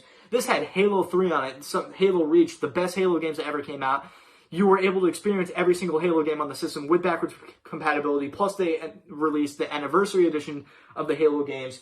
On top of that, it's had the best experience for sports games. Those games for sports still play similarly on the Xbox One. It had MLB games before, Sony took over the MLB franchise. This was the highlights for Battlefield. Had every single classic Guitar Hero minus Guitar Hero 80s and Guitar Hero 1. This is the system that I preferred playing Guitar Hero on. Had the best online base, best online multiplayer, best engines, at least from Guitar Hero 3 on. GH Tunes had the best support for Guitar Hero Wars Rock. Man, this system, I can go on for hours. I feel like this system aged very well, and it is a system that I can consistently play to this day. So, I rambled a lot about it, but to put it all in conclusion, most of the franchises that have come out on the Xbox One and PS4 the franchises on the 360 are the definitive games, like Black Ops 2 and Modern Warfare 2. This was the place to experience those franchises. And where there were new iterations of the games, many people will look back at the 360 versions and say, these were the best games. Alright, so my favorite console of all time has to go to the PS4. Alright, so this may be a slightly controversial one, but I consider the PS4 the best console of all time. And that is because it seems like they did almost everything right. So they came out being the most powerful console of all time.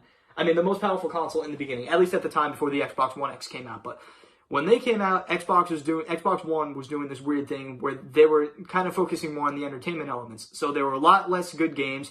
The games generally didn't look as good on the Xbox One as they did the PS4. The PS4 had more power. The power was very similar, but the PS4 games looked graphically better. The PS4 had the best third-party support, in my opinion, of all the systems. The PS4 got the best exclusives out of all these systems. So not only did it have perfect third-party support, but it had, in my opinion, the best exclusives out of all the consoles. And I will even go out and say the exclusives on the PS4 were better than what were on Nintendo for the Wii U and the Switch to this day. I wish that the PS4 would be the best-selling system of all time. Due to this, the only downside to the PS4 is the fact that Sony was kind of starting to be less consumer-friendly, and I don't necessarily think that it was them being less consumer-friendly. More say that Xbox was on the downside of the generation to where they were selling the lease units, like the Switch was selling more, the PS4 was selling more, so they were trying to make themselves look more consumer-friendly, made Sony look less consumer-friendly. But I believe the PS4 had the best games of all time on the system. It had amazing third-party support. It has amazing first-party support. Even when the PS5 is coming out, there's still amazing PS4 games that are going to be coming out. I will be getting Spider-Man Miles Morales on the PS4. When I get the PS5, I'm not going to buy the PS5 version. I'll just play the PS4 version on the PS5. I'm completely okay with that. The exclusives on the system are honestly some of my favorites of all time. I got to experience Uncharted, the Nathan Drake collection, to experience Uncharted. I got to experience Uncharted 4, my favorite game on the system. Spider-Man was an incredible game on the system. Infamous Second Son was incredible. Days Gone, Bloodborne, Horizon Zero Dawn. And for a certain amount of time, the Crash Reignited Trilogy, I don't know if it was Reignited Trilogy, Insane Trilogy, that's what it was. I mixed it up with Spyro. Gran Turismo, which although wasn't my favorite game on the system, I believe was great. This had so many exclusives that, to the point where, although I preferred playing on the Xbox One to the PS4, I had to buy a PS4 to get these exclusive games. I didn't buy it to be a collector. I bought them because this was a system to buy if you wanted these good games that you couldn't get on any other platform. That being said, I will consider this my favorite console of all time. We'll see what happens next generation. I have now summed up all of my favorite consoles of all time, and from 21 to 1. So now we'll have to see what happens next. We're possibly seeing Nintendo release a new Switch. We're going to be seeing the PS5 come out. We're going to be seeing the Xbox Series X come out. We're going to see the Atari VCS coming out, and much more. So I will say that PC is my most preferred platform. I'm going to put that out there. Sorry, collectors. I'm also apologizing to myself because I'm a collector, but PC is my favorite platform due to the fact that if you have a good PC, games will run the best, they will look the best. You don't need to pay for online multiplayer. That's just my opinion, but we'll see what happens next generation. Will the PS5 be my next favorite system of all time? Will the Series X be my favorite system of all time? Or will the Switch be my favorite console of all time? I'm not just saying the PS4 is my favorite because of how new it is. I just believe that this was the best system for exclusives. And it had great third-party support as well. So it combined having great third-party support while having the best exclusives. So I'm going to end the video saying that, guys. Thank you for watching this 3-part video that I made. This one was surprisingly long just because my top 3 consoles, I had a lot to talk about. So, like I said before, my opinions could change later on, depending on if I experience these systems in a different way later on. I may put one system over the other. Never know. My opinions can change in the next week, they can change in the next month, they can change in the next year, they can change in the next 10 years. I won't know until that happens. So, anyway guys, thank you so much for watching this 3-part series. I will see you all in the next one.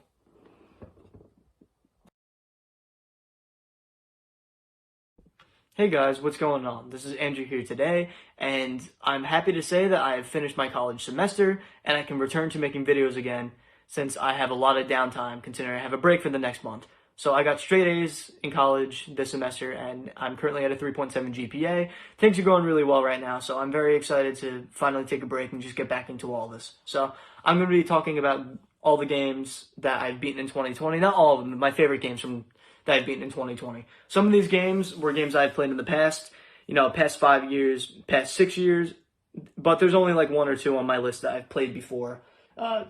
And one of the games on my list I replayed and remembered almost nothing from the story. So I almost consider it like my first playthrough when I replayed it because I almost like basically completely forgot everything about the game. But without further ado, let's talk about number 10. So Gears 5, I was disappointed, but I also did like the game. I was disappointed by the ending because you had to make a choice, and I don't like when games incorporate making choices for the ending because that almost guarantees that in the sequel, they're almost not going to do anything about it. It's going to maybe leave a plot point in there, and I just don't like it when they make you make your own ending, pick your own ending, really make choices. I didn't like the choice either that you had to do, but whatever it was, I thought the game was good. I just really hope that they can incorporate the ending that you picked into Gears 6 without making it to where it's like, they made the ending pick for you and then kind of just screwed over when someone wanted to do their own decision of the pick. Whatever it is, I mean, this game was good, and I am excited for 6, but I'm still just a little concerned. All right, next game on my list has to be Sonic Adventure 2. So I beat this game years and years ago on the GameCube. When I got my Dreamcast, I wanted to play it again, but I didn't want to rebuy it, so I had a blank CD lying around, burnt the ROM onto it, and played it through. This was buggier than the GameCube version, in my opinion. That's just what I saw as I was playing through the game. I was going through walls, and in some cases, I was jumping through platforms. I was dying in weird times. I would freeze in weird places. It was pretty buggy, but I will say that I enjoyed it like crazy, as if I would have enjoyed it through my first playthrough. This was great, and the Dreamcast is the place to play it for classic reasons, but I do prefer the PC version, but I do like playing the Dreamcast version a lot. So, let's go to my next game. Alright, Pokemon Black. I beat this game for the first time in the 4th grade, helped my brothers beat it, helped my friends beat it. When I was in 4th grade when this came out, I was the first kid in my class to beat it. Probably the first kid in my school to beat it because everybody under the sun was coming to me to ask me how to beat it. I showed them how to do it, told them how to get to places, and, I originally liked Platinum better, but when I replayed this again, I really paid attention to the story and went, wow, I think that's better. So I ended up liking the story of this game better. I liked the gameplay better. I feel like this was the first Pokemon game to truly innovate compared to the other ones. I feel like there was a lot more that they added into this versus like from Emerald to Platinum, or Heart Gold to Gold to Emerald, stuff like that.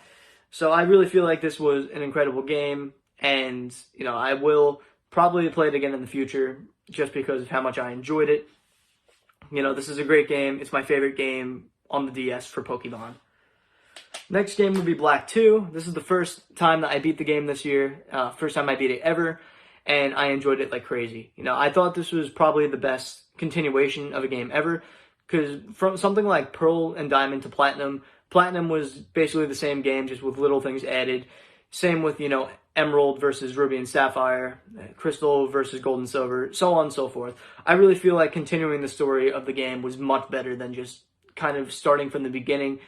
I thought this was incredible. This is my second favorite game on the DS, right next to Pokemon Black, and then following with Pokemon Platinum. Incredible game. I recommend it to anybody after playing Black. It really is that good. A lot of people I talked to didn't like it, but I did, so I recommend it. Okay. Before I get to the next game, I'll just say I do recommend playing Black first, and then playing it directly after. Because Pokemon Black was very easy to beat. It doesn't take very long. I feel like playing Black 2 directly after is a perfect thing to do. Alright. Next game was Sonic 3. So, wait, did I already talk about Sonic 3?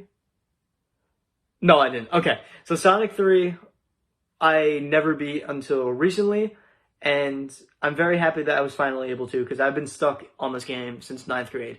After I got past that carnival zone, I was able to beat the entire game in one sitting after that zone without, I think I only died once after every other thing. This game was really not that hard. It was much easier than 1 and 2, and especially much easier than 1. I still have to play Sonic and Knuckles, but so far this is my second favorite Genesis Sonic game.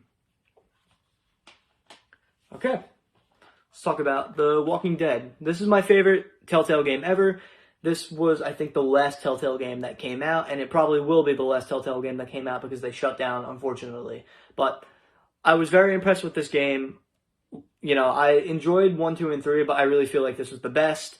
I feel like Clementine and, what the fuck was the other kid's name? AJ. They were great characters, and I feel like they had great character development throughout. You know, Clementine was kind of like a mother figure to AJ, and I feel like this was just the perfect way to show how Clementine has grown since season 1. I enjoyed this game like crazy, and I'll probably play through it again one more time in the future. After I play 1, 2, and 3 again, you know, I'll jump right back to 4. But this game was incredible. I recommend it to anybody who is into story games, anyone who's into something like Life is Strange or Back to the Future or the Batman series or Minecraft Story Mode. This is definitely another great game to play. Play 1, 2, and 3 first, though. Definitely the best way to experience the story. So the next game is SpongeBob the movie. SpongeBob SquarePants the movie for the GameCube. I don't have the original case. It got broken. I think this might actually... No, this isn't it. This is just some random case. But whatever it is, I had never beaten it before until this year. I was stuck on one level years and years ago when I was like 7. I got the game when I was 5, and I got to that level when I was 7. And then I put down the game for over a decade and picked it up, tried to play through it again, got stuck on a level, put it down for a little while. I had my sister try it because she turned 6, and I figured since that was when I was pretty much gaming, she can try the game herself and see how she does. I got her past the first few levels of the game, and when she went to sleep that night, I figured, you know what, since I just watched her do that, why don't I just continue from the save file, just since I have the controls refreshed in my head, and I beat it all in one sitting. Great game, not as good as Rehydrated, but great game from my childhood. I still need to beat the GBA version because I think that was one of my first games that I got ever. It might have been my second game. I think it was my first game on the Game Boy with Pokemon Emerald, so definitely a solid game. I've been talking so long, my throat's starting to hurt. All right. Number 3 on my list, these are my top 3 games of this year, Ratchet and Clank. So I have never played any other Ratchet and Clank game on the previous systems, so this is my entry into the series, and I will definitely rebuy them. I'll definitely buy the other entries on the older systems. This game was a lot of fun. I'm very excited for the next Ratchet and Clank game that's going to be on PS5, but this game itself was just beyond incredible. I'm very into LEGO games. I'm really enjoying Crash 4 right now. This game definitely reminds me of Crash games, LEGO games, and I feel like the story itself, anybody can get into. The gameplay itself, anybody can get into. This really was just a lot of fun, and I recommend this to anybody who owns a PS4. This is probably my top 3 games on the PS4. So, great game. I recommend it. So, next game is interesting. Doom Eternal. This actually ended up beating my favorite game of all time, Doom 2016. When I beat it the first time, I still like Doom 2016 better. Beating it the second time, I still also did. But thinking about it more, I think I like this game better than Doom 2016. There was just that much more to do than in Doom. I feel like the combat was evolved. No pun intended, Halo. But I also recommend this game to Halo people, Halo fans and everything. This game definitely evolved the combat of Doom 2016. Although I didn't really care for the story because I'm not really playing for the story when I'm playing a Doom game, I did think that it was pretty solid. And, you know, the gameplay, you just can't beat it. I really think that this was a perfect modern Doom, and I don't know what much better they could have done more than maybe they could have made Melee a little better. But honestly, I thought it was good. Not much complaints. I thought it was great. And I will be playing through this again on PC. Hopefully trying to beat it on Nightmare, considering I've done a mix of Ultraviolent and Nightmare and Hurt Me Plenty on Xbox Series X. Wow, the recommended specs are 1080, and I played this on a 1070. So yeah, interesting. All right, last game, which actually beat Doom Eternal as my favorite game of all time in only about a week of time. Spider-Man Miles Morales. I preferred this over Spider-Man 2018 by a long shot. I just beat this last night for the first time, and I gotta tell you, this was incredible. This has got to be my favorite game ever. I know it was only an expansion game. It wasn't really that much of a standalone game. It was a short story, kind of going to be in the middle of Spider-Man 1 and 2. I can't wait for Spider-Man 2, by the way. This game really made me hyped for it. I love this game. I only beat Spider-Man 2018 recently for the second time, so I can remember the story and go back and beat Miles Morales. You know, Miles Morales was an incredible game. I really can't wait to do my second playthrough of this. I can't wait to go platinum on this game. It was so good, guys. I really feel like this has to be my favorite game of all time. What a start on the PS5. I'm very excited to see what the PS5 has to offer. I have enjoyed the Series X better so far, just for the amount of games I have for it, but this already being my favorite game on the PS5 just proves that the PS5 will probably end up becoming my favorite system over the PS4. Alright guys, thank you for watching this video. There will be more to come. I have a lot of ideas, and they will be coming between this year and 2021. Hopefully I'll be a lot more active in 2021, grow this a little bit, and once this Instagram grows to the point where I want it, I will start a YouTube channel. So thank you all for watching. I will see you all in the next video. Hey guys, what's going on? This is Andrew here today, and I'm going to be talking about my top 5 favorite games of 2020. So this year I didn't really play too much modern games, as this was really my year of retro gaming and collecting, but towards the very end, once the Xbox Series X and PS5 came out, I jumped on the next gen board, picked up a few of the older games, and decided what my top 5 were for this year. So without further ado, let's get into the first one that I've liked. So I haven't beaten, actually I did beat two of the games so far, but the first one on my list I have not beaten, and this is number 5, and that is Yakuza Like a Dragon. So I'm very into this game so far. I had never played a Yakuza game before.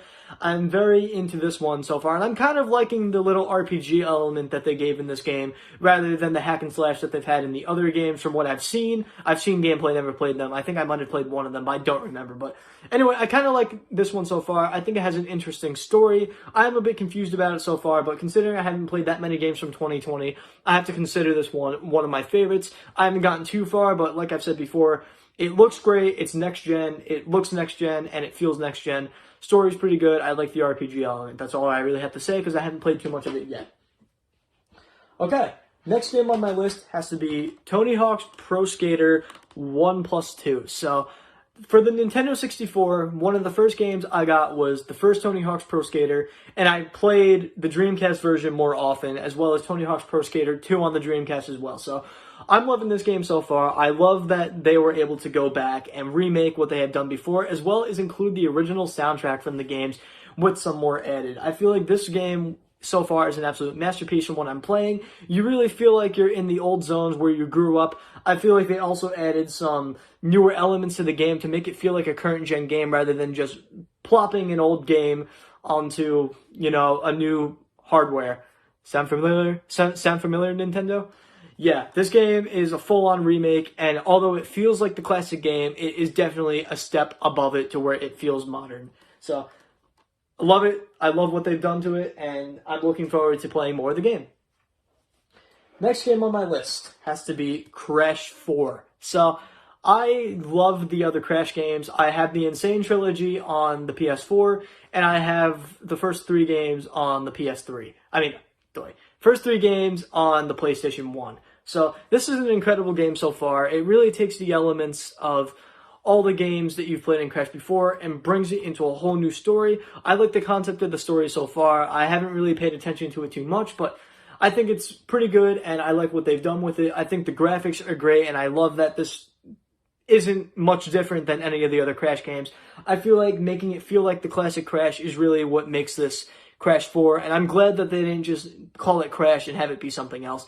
This takes everything that you played in Crash and it revolutionizes it into a next-gen version, and I'm loving it so far. I can't wait to beat this game and I'm decently far in it so far. I'm not playing retro mode because I sucked at the older versions. I'm playing the mode where you can have multiple checkpoints, but so far I'm liking this game a lot, and I'm looking forward to beating it, like I just said. Okay, number 2 on my list, if you watch my past videos that I've done a few days ago, you'll already know my top 2, but if you haven't, here it is. Doom Eternal was my favorite game of all time at one point. It actually was better than Doom 2016 to me. Originally, when I beat the game the first time, I liked Doom 2016 better. Playing it the second time, I realized, I kind of like this game a little better than the first one. So I thought this revolutionized the combat of what Doom 2016 had already put down. I felt like it was a lot more fast-paced. There was a lot of cooler things you were able to do in this game. You had better obstacles, better graphics, just better combat altogether. Although I like the final boss of 2016 better than this one, I feel like this was definitely an awesome entry of the franchise, and I'm happy to say that I enjoyed this game a ton. I'm looking forward to if they're going to make another Doom game in the future, and I'm definitely looking forward to the DLC. Considering I have Game Pass, I should be able to get the DLC right away and play it right away. So, loving this game so much. It's my second favorite game of all time. The next game on my list, number 1, is my favorite game of all time. And this might surprise some of you guys if you didn't see my videos in the past. So, me saying Doom 2016 was my favorite game of all time, immediately jumping to Doom Eternal saying that was my favorite game of all time. Playing Spider-Man 2018, I liked it a lot. I thought it was an incredible game, had a great story. It was definitely a step up over any other Spider-Man game I had played before, including Spider-Man 2, which was my favorite superhero game of all time for a long time. 2018 was great. It wasn't my favorite, but just everything added to Spider-Man Miles Morales made this my favorite game of all time. I understand that this was a much shorter game than Spider-Man 2018. 2018 was much longer, had a lot of stuff in it, but I feel like this was the perfect expansion to that game. And playing as Miles Morales, I feel like the combat with Miles Morales was so much better than anything in Spider-Man 2018. This really felt like a great game. I loved it a lot. I loved the story. I loved the gameplay. Everything about this game just made me love it so much. This makes me super excited for Spider-Man 2 whenever that game is going to come out. This is the perfect halfway point between the two, and I feel like they did a great job making this a launch title. I'm very excited for what else PS5 has to offer, because if this is already my favorite game and this is the first game on the system, there's going to be a lot more stuff coming that's going to shock me. I love the graphics and just everything of this thing. So I'm excited to see what they have in store for us next. So anyway, guys, that's all. Thank you guys for sticking around from my 2 Instagram pages for all of 2020. I'm happy to say that the transition between RG Games all the way to this account was great, and I had a great year collecting, playing games, and just interacting with all you guys throughout this past year. Thank you all for everything. I hope you guys had a great 2020 as well, despite, all the craziness that has happened through this year. Very unfortunate. I hope you guys have a happy new year. Stay safe, everybody. I will see you all soon. Thank you guys if you watched the whole compilation. If you watched any part of it, thank you as well. I will see you all in the next video. If you're wondering what this is, I just went for blood work for a possible kidney stone, so wish me luck.